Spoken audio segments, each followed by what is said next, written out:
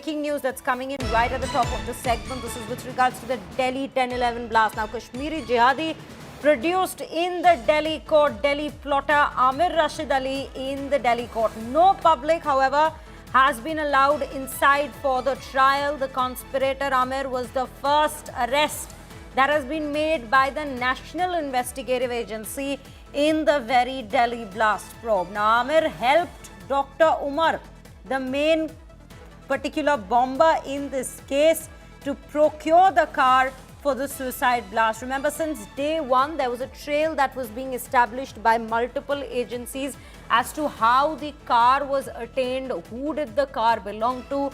Firstly, there was a name, that Tariq, that had come to the forefront, but later it was found out that the particular person under whose name the car had been registered was Dr. Umar. But right now, who had helped Umar to get the I-20 car in the first place? That was Amir, and he was arrested by the NIA, the first arrest made by the NIA. Right now, we have Srishti Ojha who's joining us on the broadcast to bring us more details on this very trial. Srishti, what are you picking up? It's a private session, as we are understanding. No public has been allowed inside to witness the very trial that's going on.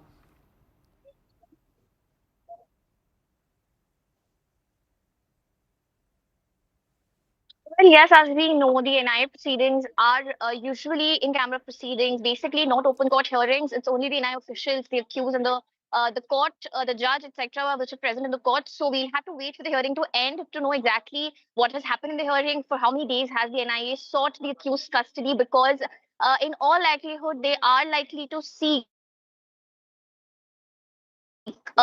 they can get from court today, because we're talking about the first official arrest by the NIA in this case, which was a major escalation of its probe into the Red Fort car bomb blast. And we're talking about a very crucial accused, a man responsible, according to NIA, for getting the car which was used by the suicide bomber in the bomb blast. We saw this accused Amir being brought to court in a Delhi police van. His face was covered. There was heavy security deployment. In fact, we are at Patiala House Court, court right now, and there's security deployment everywhere. Gates and entry to the court campus has also been restricted only to lawyers at this point from several gates. As of now, the accused has been taken to the court of the district judge, where he's sitting. We're yet to get a confirmation on whether the matter would be heard by the district judge or to the special NIA court. We're likely to get the details in some time.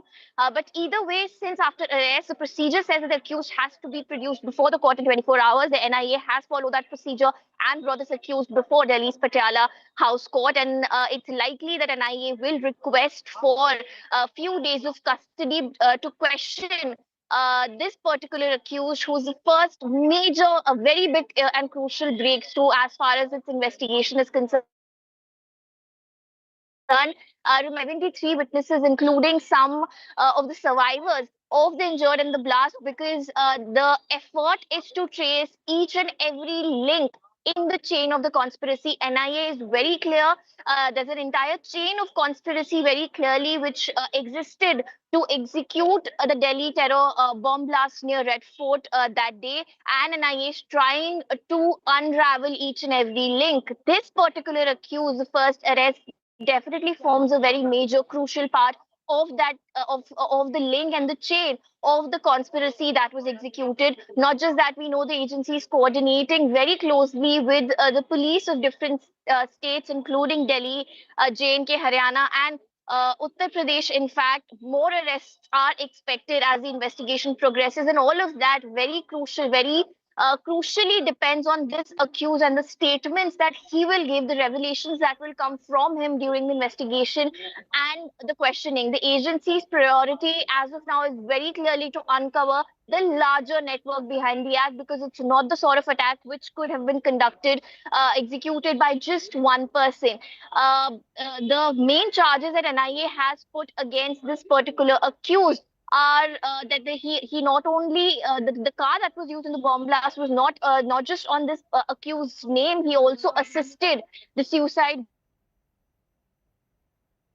bomber in executing conspiracy, and also assisted him in getting this car and then converting this car into a vehicle-borne IED. So we're likely to get more details from the hearing, and it will be crucial to see how many days of custody the NIA gets in this case today. Back to you.